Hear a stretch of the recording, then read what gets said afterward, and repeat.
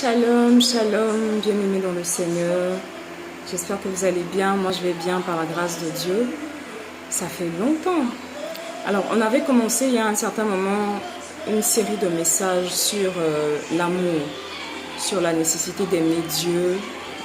Et on avait vu pourquoi aimer ses ennemis, pourquoi aimer Dieu. Aujourd'hui, je veux interrompre un tant soit peu cette série de messages parce que le Seigneur m'a mis à cœur de nous entretenir sur la rédemption. Alors on va échanger un peu là-dessus. Si vous avez des questions, si vous voulez partager des choses aussi, vous pouvez écrire vos préoccupations, vos questions et tout ça au bas de la vidéo. On va échanger sur la rédemption. C'est quoi la rédemption? On entend parler de la rédemption. Certaines personnes disent que la rédemption n'est pas biblique. Certains soutiennent la théorie de la rédemption, mais c'est quoi exactement la rédemption? La rédemption, c'est égal au rachat. C'est aussi le rachat. Mais ce que nous allons voir dans cette série-là, c'est exactement la définition, pas théorique, mais la définition selon Dieu de la rédemption, du rachat. Qui a été racheté? Quelles sont les personnes qui ont été rachetées? Parce qu'on entend aussi des personnes qui disent que le salut n'est que pour les Juifs. Beaucoup de personnes soutiennent cette thèse-là, que le salut n'est que pour les Juifs, que les Africains n'ont rien à voir avec cette histoire de salut, encore moins les Blancs, que c'est juste pour Israël. Que l'œuvre de la croix a été faite uniquement pour Israël. J'ai entendu beaucoup de personnes parler de la sorte ces derniers temps et je veux vraiment que le Saint-Esprit nous guide, nous oriente et nous fasse du bien dans ce sujet-là parce que c'est un thème très important et on va le développer par la grâce de Dieu. Par la grâce de Dieu, on va développer ce thème-là parce que certaines personnes même sont contre le christianisme parce qu'ils estiment que Jésus n'était pas venu pour quelqu'un d'autre si ce n'est que pour un juif. Parce qu'ils estiment qu'en dehors d'Israël, toutes les autres nations ne sont pas concernées par la rédemption, ne sont pas concernées par le rachat, ne sont pas concernées par le salut. Il faut qu'on en parle. Il est important qu'on en parle. Alors ce sujet-là va s'étendre sur deux phases. D'abord, qu'est-ce que c'est le rachat? Qu'est-ce que ça comprend? Qu'est-ce que c'est effectivement? Et ensuite, qui est concerné? Qui est concerné? Mais je peux vous assurer que il n'y a pas d'obstacle au salut. Il n'y a pas d'obstacle à la rédemption. Il n'y a pas d'obstacle au rachat. Ni pour les juifs, ni pour les non-juifs. Il n'y a aucun obstacle. Le Saint-Esprit va nous faire du bien au travers de ces messages-là. Il est important qu'on en parle. Si vous aussi, vous avez entendu un certain nombre de choses ou si vous-même vous avez certaines préoccupations concernant ce sujet, vous pouvez laisser vos messages, comme je le disais au début de la vidéo, et on en parlera ensemble. Donc, on commence aujourd'hui avec qu'est-ce que la rédemption? La rédemption, c'est bien évidemment la libération. La libération au travers du rachat. La libération ou la délivrance au travers du rachat. Maintenant, la délivrance de qui? La libération de qui et par rapport à quoi? Qui était assujetti ou esclave de quoi? Et de quoi a-t-il été délivré? On va retourner beaucoup plus loin dans le livre de la Genèse. Lorsque Dieu créa Adam et Ève, la Bible nous dit qu'il les a installés dans le jardin, il a fait toute la création, il les a bénis et tout ça. Et il leur a donné des instructions fermes concernant deux arbres qu'ils ne devaient pas manger, qu'ils ne devaient pas toucher. Cependant, Adam et Ève ont désobéi. Ils ont désobéi à l'ordre de Dieu, ils ont désobéi aux instructions de Dieu. Et le résultat de cette désobéissance-là, c'est que le péché est entré dans l'humanité. On ne cessera pas de le dire, parce que ce sont les origines de nos soucis, en fait. Donc, par cet acte, par cette désobéissance, le péché est rentré dans l'humanité comme un virus, comme une maladie qui ne prend pas fin. Et donc, par ce péché-là, l'humanité a été déconnectée de Dieu. L'humanité a été livrée à Satan, a été livrée aux ténèbres. l'humanité a été livrée au royaume des ténèbres. L'humanité, les hommes ont perdu la domination que Dieu leur avait donnée. Ils l'ont cédé à Satan en désobéissant à Dieu. En se laissant séduire par le diable, ils ont baissé leur tête, ils ont cédé leur couronne, leur domination au diable.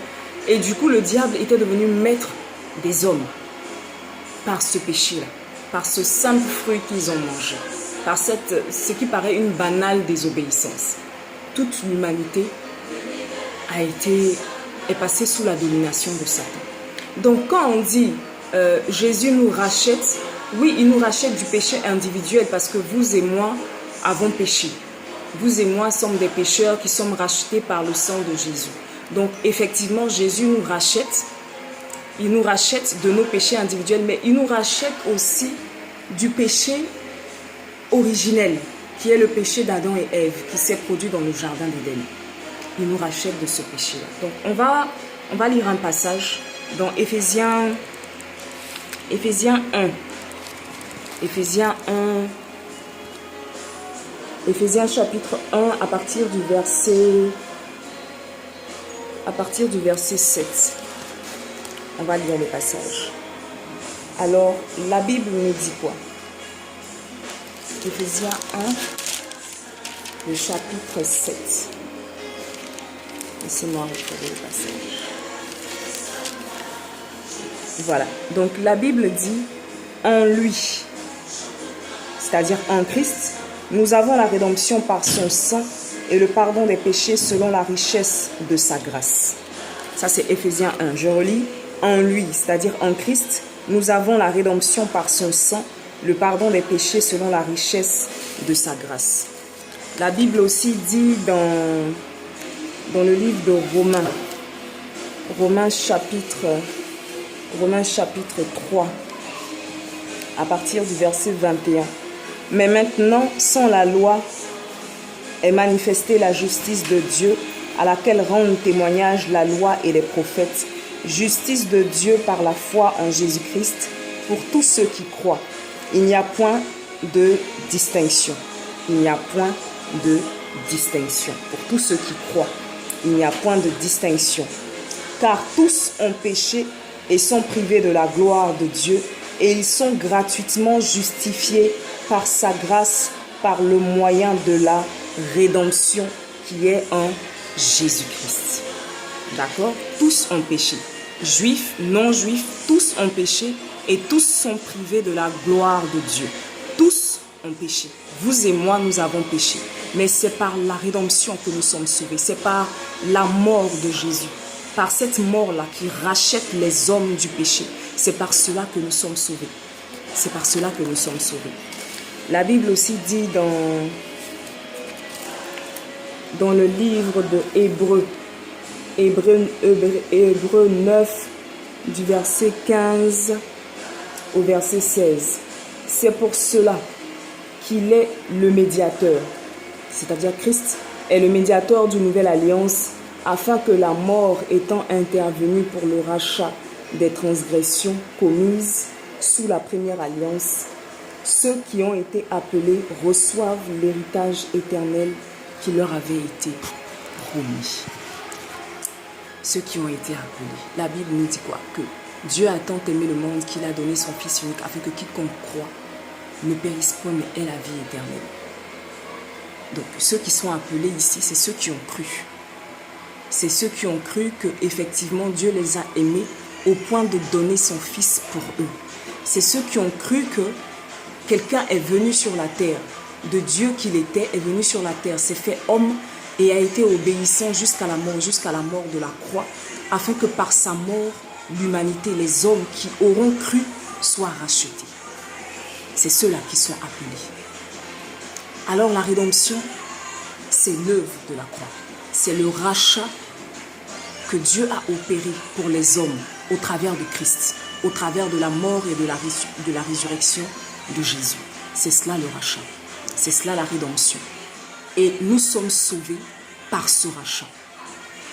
L'homme n'est sauvé par aucune autre chose, si ce n'est par le rachat, si ce n'est par la rédemption. C'est cette rédemption, c'est ce rachat-là qui nous sauve. et qui efface nos transgressions devant Dieu. Parce que comme je le disais tout à l'heure, nous sommes tous des pécheurs. Et c'est le sang de Jésus qui a coulé qui efface le péché. Le sang de Jésus, on l'obtient par l'œuvre de la croix. Ce sang-là, il coule au travers de l'œuvre de la croix. Il coule au travers de ce rachat, de cette rédemption que Dieu a disposée pour l'humanité. Je dis bien l'humanité, je ne dis pas pour les juifs, mais je dis pour l'humanité. Jésus n'est pas venu pour sauver un juif. Jésus est venu pour sauver les hommes, tous les hommes. En tout cas, ceux qui prennent sur eux de croire en ce salut. Je dis souvent que si quelqu'un est en train de faire un sacrifice de mouton ou de bélier ou d'un animal quelconque, en se disant que ce sacrifice-là peut effacer ses péchés, et que vous, par exemple, vous passez à côté de cette personne qui est en train de faire ce sacrifice, et vous ne croyez pas forcément en ce sacrifice qu'il est en train de faire, mais lui, il y croit. Et parce qu'il y croit, il estime que ce sacrifice peut effacer ses péchés, peut le laver de ses péchés. Vous passez, vous n'y croyez pas. Son sacrifice ne vous touche pas. Son sacrifice n'a aucune influence, n'a aucune portée sur votre vie, sur votre salut. C'est pour ça que la Bible dit à celui qui croit. Parce que si vous n'y croyez pas, vous ne bénéficiez pas automatiquement de l'œuvre de la croix. Si vous ne croyez pas en l'œuvre de la croix, si vous ne croyez pas que Jésus soit effectivement mort et ressuscité pour le salut des hommes, vous n'allez pas être sauvé. Parce que la foi, c'est croire. La foi, c'est croire. Et on est sauvé par la foi. On n'est pas sauvé par notre compréhension. On est sauvé par la foi que Jésus est mort pour nos péchés. Pour nous sauver de nos péchés. Pour nous sauver premièrement du péché originel d'Adam et Ève, qui ont fait traverser leur péché au travers de toutes les générations, mais aussi pour nous sauver de nos propres péchés. De nos propres péchés. C'est pour ça que Jésus est venu. Il est venu sur la terre en tant qu'homme, pour mourir, pour ressusciter, pour le salut des hommes, pour sauver les hommes de leurs péchés, pour effacer l'iniquité de l'homme, pour effacer le péché de l'homme. Jésus est venu afin que par sa mort, l'homme qui avait été séparé de Dieu par le péché, parce qu'on voit bien dans le livre de la Genèse que lorsque Adam et Ève ont désobéi, ont chuté, se sont laissés séduire par Satan, Dieu les a chassés de sa présence. Dieu les a chassés du jardin d'Éden. Ils ont été chassés, éloignés de Dieu à cause de leur désobéissance, à cause de leur péché. Et cette séparation-là demeure. Cette séparation demeure jusqu'à aujourd'hui. Et la seule puissance capable de briser ce mur-là, c'est la rédemption. C'est l'œuvre de la croix, c'est la mort de Jésus, c'est le sang de Jésus qui a coulé. C'est bien ce rachat-là. C'est ça qui peut briser le mur de séparation qui existe entre Dieu et l'homme. C'est le sang de Jésus qui peut détruire le voile que le péché a mis entre Dieu et l'homme. Donc, ne soyez pas sceptiques concernant la rédemption, concernant le rachat, parce que c'est par ça que nous sommes sauvés. Si véritablement vous êtes un enfant de Dieu, ou si vous voulez devenir, vous aspirez à devenir un enfant de Dieu, il faut que vous compreniez que nous sommes sauvés, les hommes sont sauvés par l'œuvre de la croix, par le sang de Jésus qui a coulé, par la mort de Jésus. Et c'est cette œuvre de la croix qui est appelée le rachat, qui est appelée la rédemption. Amen. Donc, soyez bénis. On va s'arrêter là pour aujourd'hui. Mais retenez une chose, un point essentiel, c'est que la rédemption égale le rachat. Le rachat égale l'œuvre de la croix. L'œuvre de la croix égale les souffrances et la mort de Jésus à la croix. Et la résurrection ensuite, 3 jours après. C'est ce processus-là, la rédemption. Et c'est par ce processus-là que nous sommes sauvés. Et en dehors de ce processus et du sang de Jésus qui a coulé, il n'y a aucune autre chose qui puisse sauver un homme. Peu importe sa nature, peu importe son identité, peu importe ses arguments, il n'y a aucune autre chose, aucun autre processus, aucune autre puissance qui a été déployée en dehors de la puissance de l'œuvre de la croix, en dehors de la puissance de la résurrection, en dehors de la puissance de la rédemption, en dehors de la puissance qui se trouve dans le rachat, dans l'œuvre de la croix que Dieu a disposée au travers de son Fils Jésus-Christ. Alors, on va s'arrêter là pour aujourd'hui. Si vous avez des questions, vous pouvez les poser en dessous.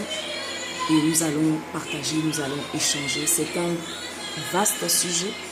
On ne peut pas le traiter en un jour. Il est très vaste ce sujet-là. Et au fur et à mesure, nous croyons que le Saint-Esprit va nous conduire afin de véritablement détailler ce thème. Et comme je le disais, on va aussi aborder la question de qui ça concerne. Qui ça concerne. Ne soyez pas fermés. Que votre esprit soit très ouvert et que le Saint-Esprit de Dieu vous fasse du bien. Dans le nom de Jésus-Christ. Que ceux qui n'ont pas encore accepté le Seigneur fassent un choix intelligent. Jésus-Christ a été donné pour toute l'humanité. Pour le rachat. Pour le rachat. Pour le salut des hommes. Considérez ce rachat, considérez l'être qui a posé ce rachat, considérez l'œuvre de la croix et faites un choix intelligent en acceptant Jésus-Christ dans votre vie comme votre Seigneur et votre Sauveur. Que Dieu vous fasse du bien, que la grâce de Dieu soit sur vous, que la lumière de Dieu luise dans vos vies et que la bénédiction de Dieu ne manque pas à votre vie. Que la grâce de Dieu vous conduise, que le Saint-Esprit de Dieu vous assiste en toutes choses et que ceux qui sont malades reçoivent leur guérison dans le nom de Jésus-Christ. Que les opprimés soient, que tous ceux qui sont opprimés retrouvent la solution en Jésus-Christ, qui soient restaurés dans le nom de Jésus-Christ. Que toute personne qui a besoin de délivrance obtienne la délivrance. Mais sachez une chose, vous ne pouvez pas obtenir une délivrance en dehors de Jésus-Christ.